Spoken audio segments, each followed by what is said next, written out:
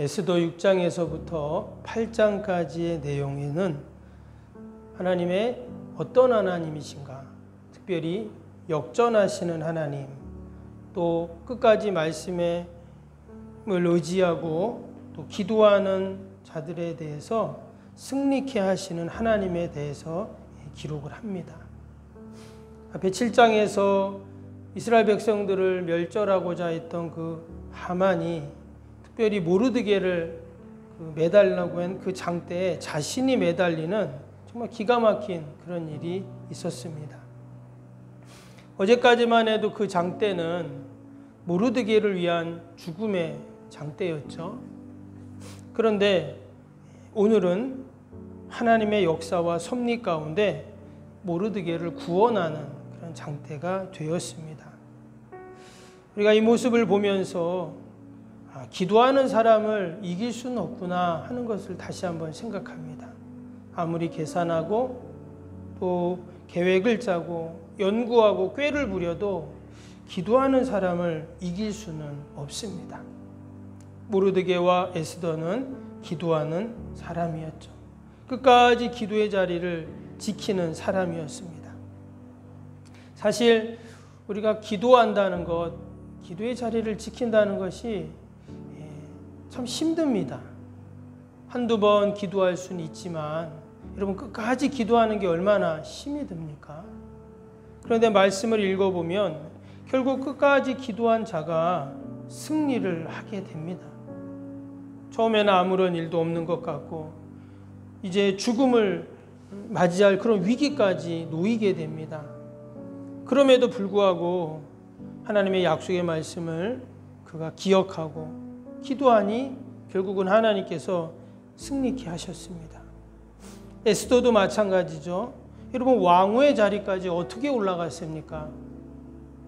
정말 포로 출신으로 부모 잃고 모르드게에게 그렇게 자랐는데, 그리고 또 그가 이제 왕후가 되어서 모든 것을 이제 다 이룰, 당시에 이 포로 출신 여인이 왕후의 자리까지 올라갔다면 더 이상 올라갈 자리는 없는 것이죠.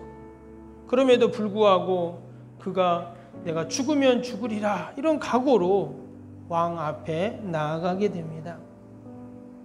하나님께서는 끝까지 하나님의 말씀을 이행하고 그 뜻을 따르려고 했던 모르드게와 에스더에게 하나님은 보상을 해주십니다. 그 보상이 바로 오늘 8장의 내용이에요. 오늘 1절을 다시 보겠습니다. 1절이 이렇게 시작이 되죠. 그날 아하수에로 왕이 유다인의 대적 하만의 집을 왕후 에스더에게 주니라. 에스더가 모르드게는 자기에게 어떻게 관계됨을 왕께 아뢰었으므로 모르드게가 왕 앞에 나오니.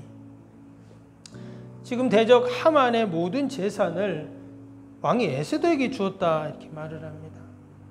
하만의 재산이 얼마나 된지는 모르지만 앞에서 그 왕에게 뇌물을 바치는 그런 장면이 있었죠.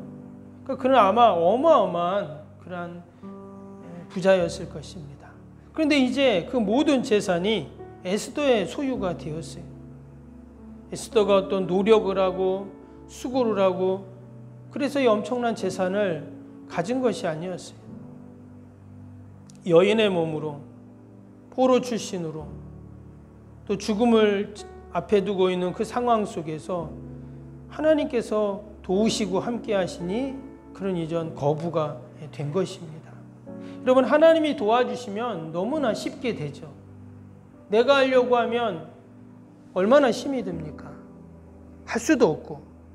그런데 하나님이 도와주시니까 에스더가 이런 엄청난 부자가 되었습니다. 뿐만 아니라 모르드게는 어떻습니까? 2절을 보세요. 왕이 하만에게서 거둔 반지를 빼어 모르드게에게 준지라. 에스더가 모르드게에게 하만의 집을 관리하게 하니라. 지금 모르드게가 왕 앞에 섰습니다. 원래 이 모르드게가 하는 일은 성문을 지키는 문지기라고 했죠. 여러분, 어떻게 문지기가 왕 앞에 설 수 있습니까? 근데 하나님이 개입하시고 도우시니까 그가 왕 앞에 서고, 뿐만 아니라 그가 이제 하만의 집을 관리하는 사람이 됩니다.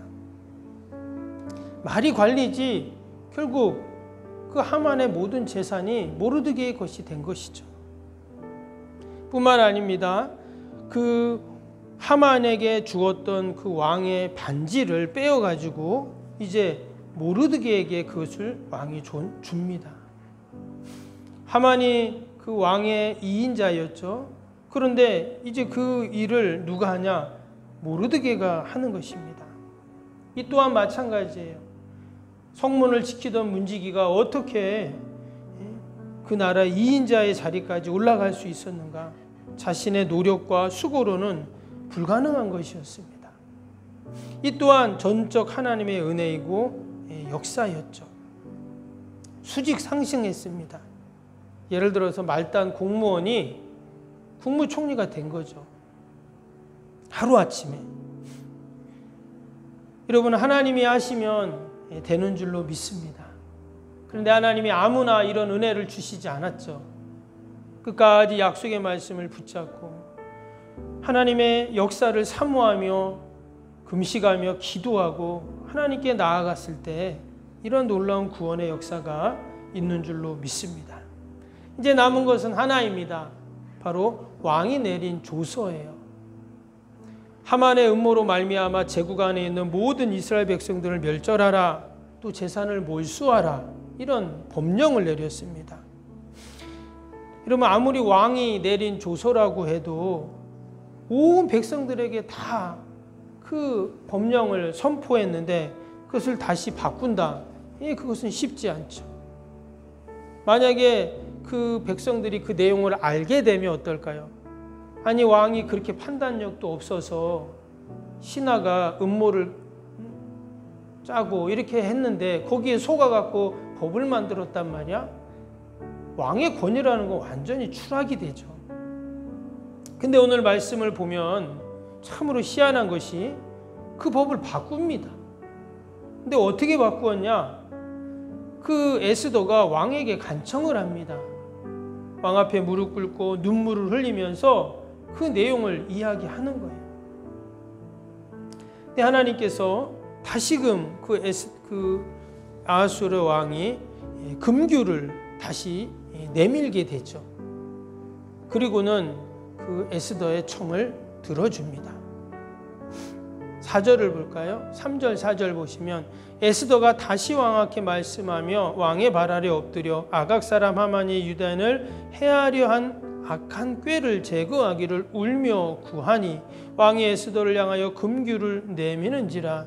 에스더가 일어나 왕 앞에 서서, 여러분, 앞에서도 왕이 그 에스더에게 금규를 내밀었, 그 지팡이를 내밀었잖아요. 은혜를 베풀어 주었습니다. 근데 또다시 또 은혜를 베풀어 주세요. 하나님께서는 끝까지 약속의 말씀을 붙잡고 나아가면 은혜를 하나님이 여러분 더하시는 줄로 믿습니다. 왕이 그냥 그 에스더가 이쁘고 마음에 들어서 한번 소원 들어준 것이 아니었음을 알 수가 있어요. 왜 또다시 지금 이 아하수에로 왕이 왕위의 청을 들어주고 또 아무에게나 내밀 수 없는 그 자신의 지팡이 금규를 내밀었을까요? 이것은 전적 하나님의 역사입니다. 그 왕의 마음을 하나님이 열어주신 거예요. 그 내용이 5절에 나옵니다. 이르되 왕이 만일 즐거워하시며 내가 왕의 목전에 은혜를 입었고, 이 말은 무슨 말이냐면 왕이 나에게 이런 은혜를 베풀어 줬다 하는 말이기도 하지만 하나님이 이 왕을 통해서 나에게 이런 은혜를 주셨습니다, 이런 고백인 거죠. 얼마나 많은 왕후들, 후궁들이 그 궁궐 안에 있었겠어요? 그런데 하나님께서는 희한하게 이 왕의 눈에 에스더만 사랑스럽게 보이는 거예요. 왕의 명령도 어겼잖아요. 함부로 왕이 부르지도 않은데 왕 앞에 나올 수도 없는데, 그럼에도 불구하고 하나님은 그 왕의 마음을 여셔서 이런 은혜를 베풀어 주십니다. 그리고는 이제 우리가 8절까지 읽었는데요. 9절부터 나오는 내용이 뭐냐면 이제 그 제국에 내렸던 그 모든 법령, 유대인들을 멸절하고 그 모든 재산을 환수하라고 했던 그 법령을 어떻게 바꾸냐면요. 밑에 보시면 11절에 한번 보겠습니다. 11절에 조서에는 왕이 여러 고을에 있는 유다인에게 허락하여 그들이 함께 모여 스스로 생명을 보호하여 각 지방 백성 중 세력을 가지고 그들을 치려하는 자들과 그들의 처자를 죽이고 도륙하고 진멸하고 그 재산을 탈취하게 하되, 이런 말씀이 나왔습니다. 그러면서 밑에 17절에 보니까 왕의 어명이 이르는 각 지방 각 읍에서 유다인이 즐기고 기뻐하여 잔치를 베풀고 그날을 명절로 삼으니 본토 백성이 유다인을 두려워하여 유다인이 되는 자가 많더라. 무슨 말입니까? 이전 법령에서는 유다인을 다 죽이고 재산을 몰수하라는 법령을 내렸었는데 이번에는 다시 조서를 각 지방에 다 뿌립니다. 뭐라고요? 유대인을 죽이려고 했던 자들이 도리어 죽임을 당한다는 거예요. 그랬더니 그 사람들 중에 유다인이 되려고 하는 자가 많았어요. 저 유대민족은 왕의 특별한 총애를 받는 민족이구나. 우리도 절로 바꿔야 되겠다. 이래가지고 유다인이 되는 자가 많았다는 거예요. 그래서 그날을 큰 잔치를 베풀고 명절을 삼았다. 그날이 불임절이라고 했죠. 원래는 그날이 초상날이었어요. 그런데 잔칫날로 바뀌었습니다. 하나님께서 그 바사 왕국에 있는 모든 이스라엘 백성들을 높여주신 것이죠. 16절에 그 말씀이 나오죠. 유다인에게는 영광과 즐거움과 기쁨과 존귀함이 있는지라.